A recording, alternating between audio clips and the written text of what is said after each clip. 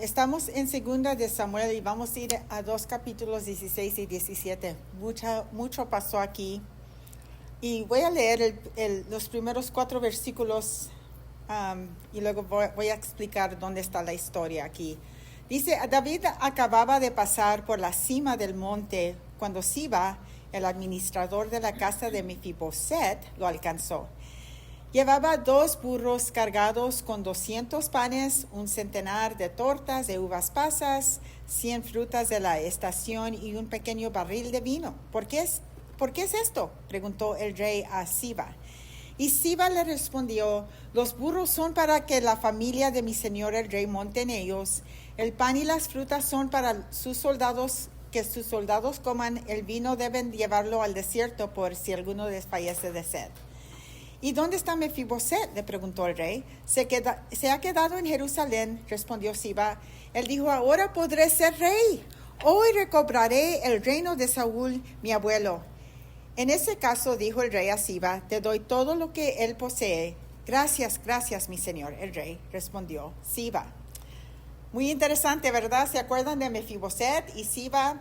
Y el rey David le había restaurado a Mefiboset todas las tierras del rey Saúl. Y aquí está Siba, el administrador, queriendo tomarlas para atrás. Y a mí me interesa tanto, cuando pasamos por crisis, a veces personas vienen no para ayudarnos, pero para sacar ventaja. Y eso es lo que estaba pasando aquí. Recuerdan que David se estaba escapando de Jerusalén porque Absalón, su hijo, se rebeló contra él y tomó algunas personas importantes del reino de David, incluyendo a ¿cómo se llamaba?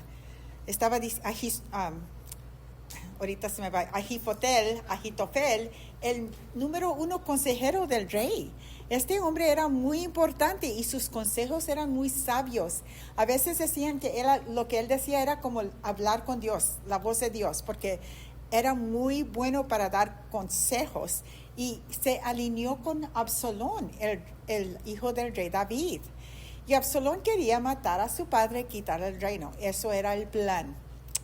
Y fue muy feo porque Absalón le tenía mucho coraje, mucha amargura al rey David por lo que le pasó a su hermana. Y hemos estado hablando de eso por algunas semanas ya. Y las crisis a veces sacan lo mejor de las personas. Cuando algo pasa, se reúnen todos, nos traen comida a veces, nos traen consuelo, están orando por nosotros. Pero algunas personas vienen y nos causan daño, nos causan heridas. Y eso es lo que estaba pasando aquí.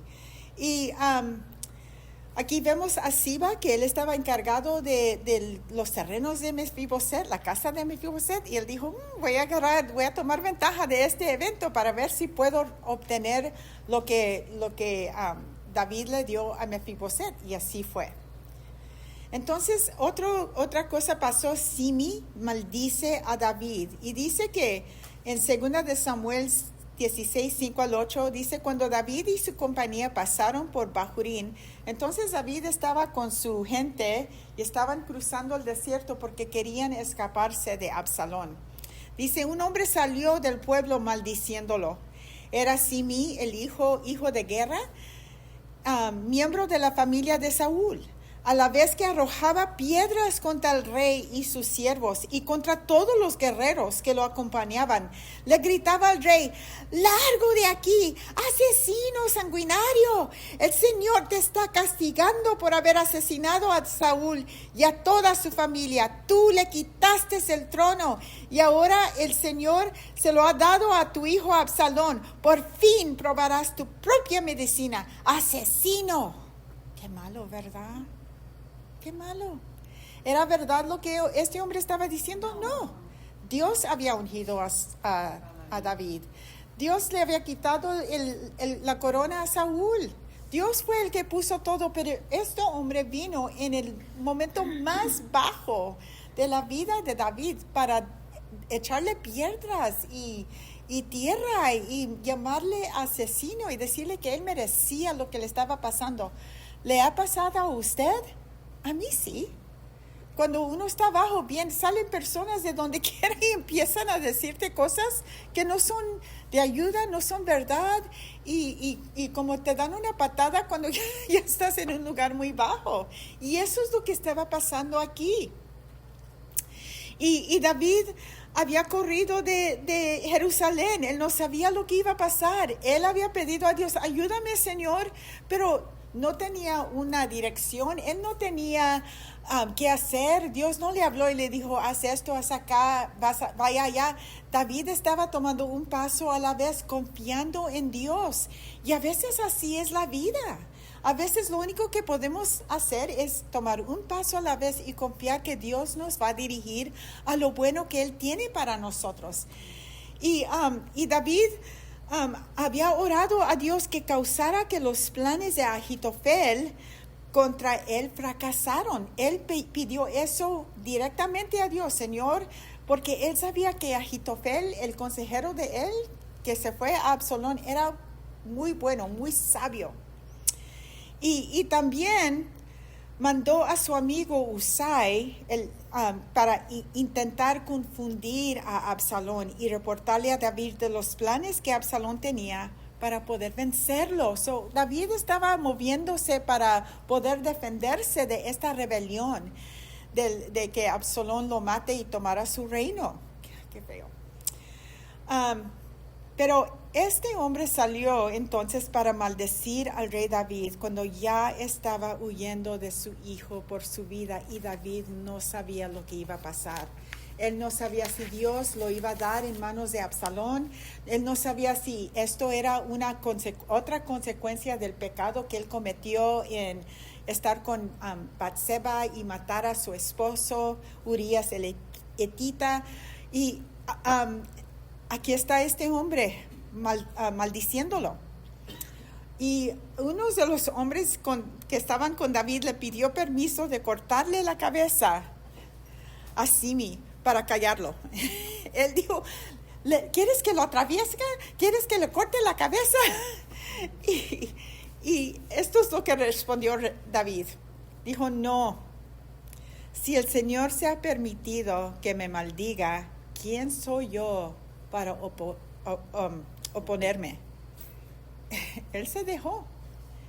Mi propio hijo está tratando de matarme, y este benjaminita solamente me maldice. Déjenlo tranquilo, porque sin duda el Señor le ha dicho que lo haga. Quizá el Señor tenga en cuenta mi profundo dolor y en vez de maldiciones envíe bendiciones sobre mí.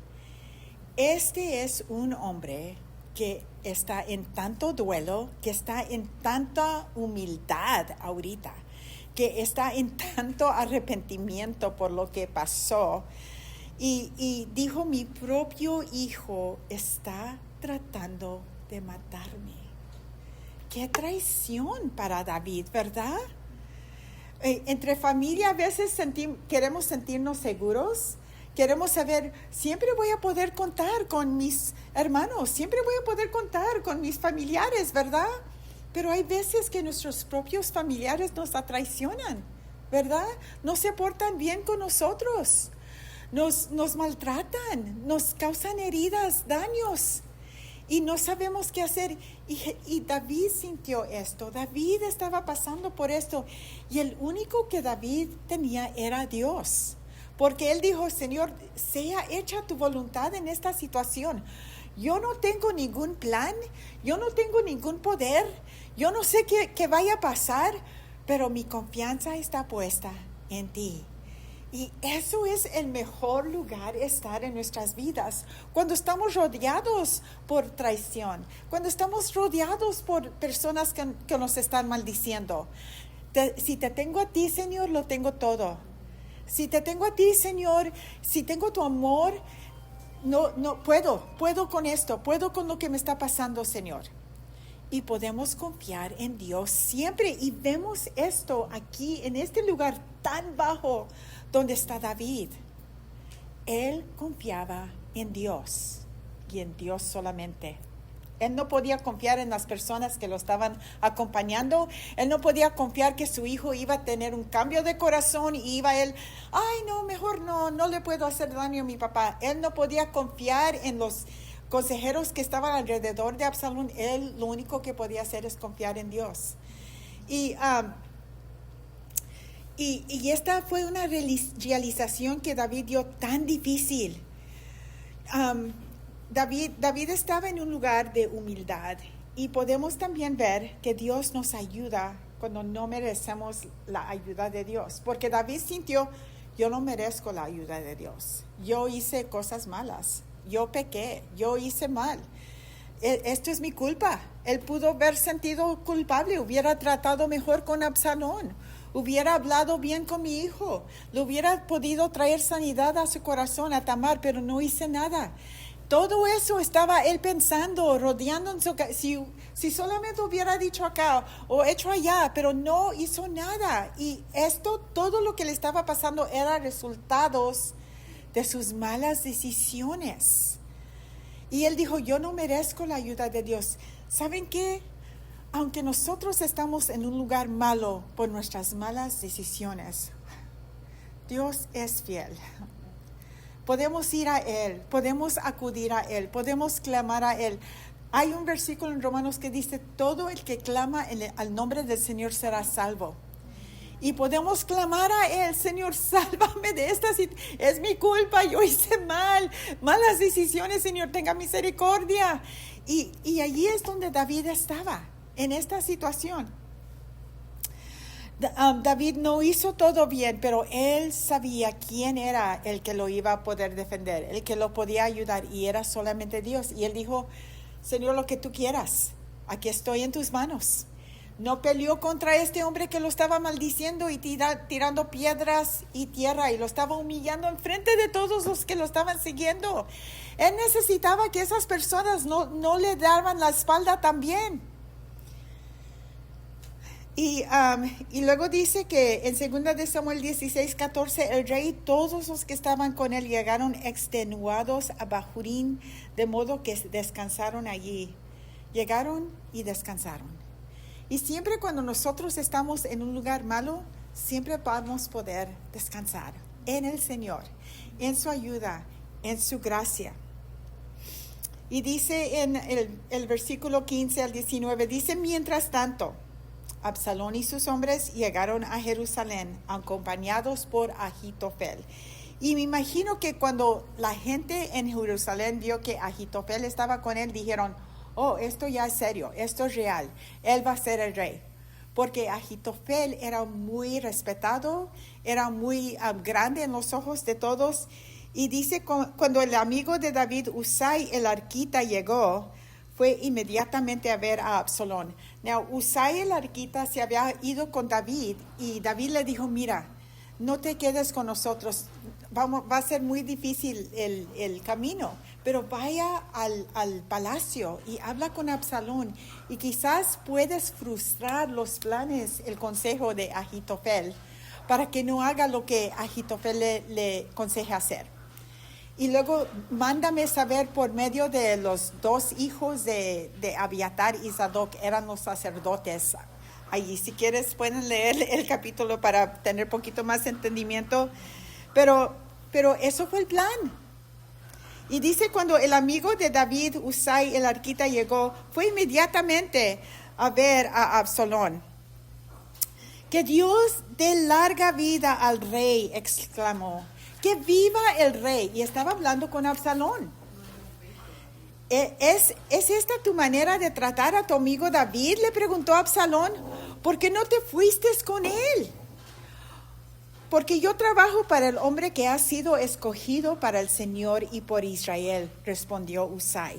Debo estar aquí. Yo ayudé a su padre y ahora lo serviré a usted. Él sabía qué decir para tener la información y para estar cerca de Absalón. Y este hombre estaba allí en medio de los consejeros de Absalón. Y Ahitofel entonces le aconsejó a Absalón mandar un ejército de personas Y dice así, y Ahitofel le dijo a Absalón, estamos en 2 de Samuel 17, 1 al 3, déjeme escoger a 12,000 de los mejores hombres para salir en busca de David esta noche. Caeré sobre él mientras está cansado y desanimado. Él y todos los que están con él serán presa del pánico y saldrán huyendo. Yo mataré solamente al rey y dejaré con vida a todos los demás, de modo que no les quedará más remedio que unirse a usted y servirle. Esto era el consejo que le dio a Ahitofel. Y saben que era muy buen consejo. Y si lo hubieran hecho, Absalón hubiera sido rey y no David. Pero Dios estaba con David y ahí estaba también Usai y Absalón pidió el consejo entonces de Usai y Usai le dijo que mejor fuera bien ir para afrentar a David con todo el ejército de Israel. Vaya mañana y tú vas delante y marches con el ejército para que la gente vea que tú eres el rey, que tú eres el que mandas el ejército de Israel contra tu padre. Y luego lo afrentas en el campo de la batalla, lo vences y todos van a estar contigo. Y Absalón entonces decidió seguir el consejo de Usai. Y inmediatamente los hijos de los sacerdotes que estaban al lado de David escucharon lo que pasó, se fueron corriendo para decirle a David y sus hombres a gran riesgo de sus vidas y pudieron advertirle a David y sus hombres que necesitaban cruzar el Jordán y estar ahí porque Ahitofel les dijo que mandara el ejército esa noche. Quiero leerles lo que dice 2 de Samuel 17, 14 al 16. Dice, Absalón y los hombres de Israel dijeron, el consejo de Usai es mejor que el de Ahitofel. Eso sucedió porque el Señor había dispuesto que se anulara el consejo de Ahitofel, cuyo plan realmente era el mejor para que pudiera venir el desastre sobre Absalón. Dios estaba con David. Dios no quitó su unción sobre David, aunque David había fallado a Dios, ¿verdad? Pero Dios todavía estaba con él porque David se humilló delante de Dios.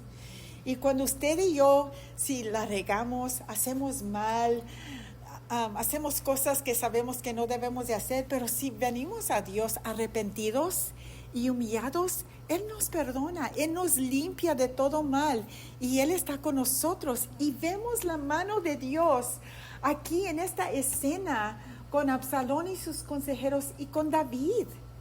Dios fue el que va a rescatar aquí. Entonces, Usai les contó a los sacerdotes Sadoc y Abiatar de lo que Ahitofel había propuesto y lo que él había sugerido en cambio.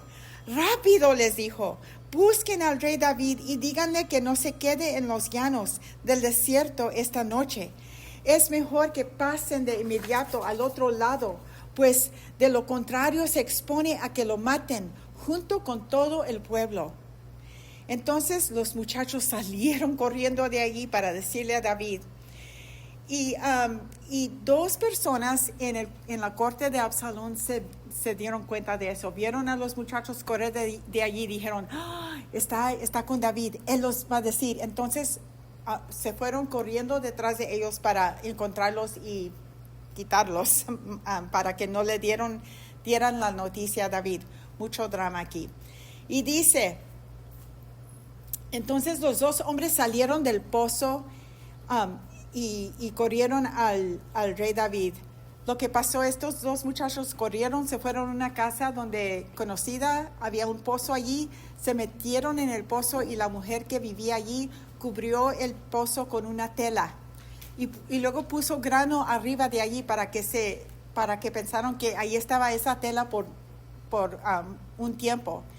Y cuando llegaron los dos hombres de Absalón buscando a los muchachos, ella le preguntaron, ¿dónde está? ¿Viste a esos muchachos? No, pues nadie está aquí. Dijo, vi a alguien correr por allá, pienso, no sé. Y se fueron, pero no los hallaron.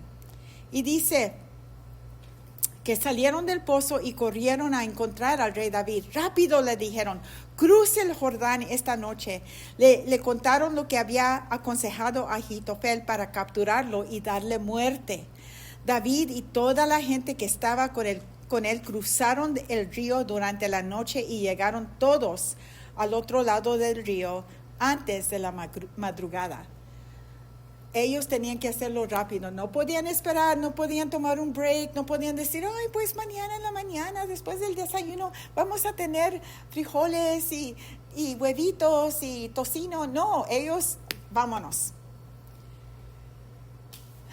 Ahitofel entonces dice, mientras tanto, en el versículo 23, mientras tanto Ahitofel, desacreditado públicamente porque Absalón no había aceptado su consejo, aparejó un burro, se fue a su casa en la ciudad, puso en orden sus asuntos y se ahorcó. De esta manera murió y fue sepultado junto a su padre. Qué feo, porque este hombre, quien había servido al rey David, el rey ungido de Dios, le había dado consejos por años, había tenido él su profesión, su posición, su importancia, tomó una mala decisión en alinearse con Absalón. Dios quiere dirigirnos en nuestras decisiones. Él quiere darnos discernimiento de lo que es verdad y lo que no es verdad. No sé si Ahitofel, en toda su sabiduría, en todo su buen consejo, le pidió a Dios, Señor, ¿qué quieres que haga? Él dijo, Absalón está bien parecido, joven, David ya está viejo, él hizo mal. Porque, ¿recuerdan? Batseba era la nieta de Ahitofel. ¿Quién? Batseba. Entonces había mucho pasando ahí. No sabemos qué. No sabemos si Ahitofel le tuvo rencor a David por esto o qué. Pero sabemos que Ahitofel tomó una mala decisión en alinearse con Absalón. Nosotros necesitamos ser dirigidos por el Espíritu Santo. A veces alguien puede venir a decirnos una historia, decir esto y de acá, ay, este ministro está malo, hizo acá, hizo allá, no es bueno, y nosotros lo creemos quizás sin investigar, sin hablar con la otra persona, nada más escuchamos un lado de la historia y no los dos lados, hacemos una decisión y puede ser mala. Entonces, eso es lo que le pasó a Ahitofel. Él fue convencido. Él no buscó al Señor y le costó su vida, malamente. Mateo 7, 16 al 17 dice, de la misma manera que uno puede identificar un árbol por los frutos que lleva, así podrán identificar a esos falsos profetas por la forma en que se comportan. ¿Quién confunde una vid con un espino o una higuera con abrojos? El buen árbol produce buenos frutos y el malo, malos frutos. Nosotros tenemos que ver el fruto de la vida de una persona y no nada más creer todo lo que nos dicen la gente. Si tienen malos frutos, tenemos que tener mucho cuidado. Si hay envidia, si hay coraje, si hay división, si hay chisme, si hay enojos y ira, tenemos que tener cuidado con eso. Eso no es buen fruto. Y Jesús dijo, vas a conocer mi gente, los buenos, por el buen fruto que brotan de sus vidas. Pero si hay buen fruto de esa persona, tenemos que ver eso también. Y el buen fruto que Dios está buscando en nuestras vidas Está en Gálatas 5:22. Dice, en cambio, este es el fruto que el Espíritu produce en nosotros: amor, gozo, paz, paciencia, benignidad, bondad, fidelidad, humildad y dominio propio. No hay ley que condene estas cosas. Y si alguien tiene que venir a hablarte mal de alguien y decirte cosas que no son verdaderas para convencerte y los frutos en esa persona no son buenas, cuidado, cuidado. Dios quiere darnos buen discernimiento para saber qué creer, qué no creer. Ahitofel creyó algo que no era verdadero. Él pensó, Dios está con Absalón. No vio la amargura de Absalón. No vio la rabia contra su papá. No vio que Absalón había matado a su hermano Amnón. Eso no era importante para ellos. Y le costó su vida. Entonces Ahitofel juzgó por lo que vio y lo que escuchó, pero no buscó a Dios en esta decisión tan importante y tan grande que tomó. Él fue dirigido quizás por sus emociones, sus experiencias, y no por el Espíritu de Dios. Nosotros tenemos la dirección del Espíritu Santo para nuestras vidas. Nosotros podemos buscar a Dios. Nosotros podemos preguntar a Dios. Tengo una amiga que antes de que ella haga una decisión, ella dice, tengo que recibir la paz de Dios para esta decisión. Si yo no siento la paz del Señor, yo no lo voy a hacer, porque Dios me va a dirigir con su paz. Y es verdad.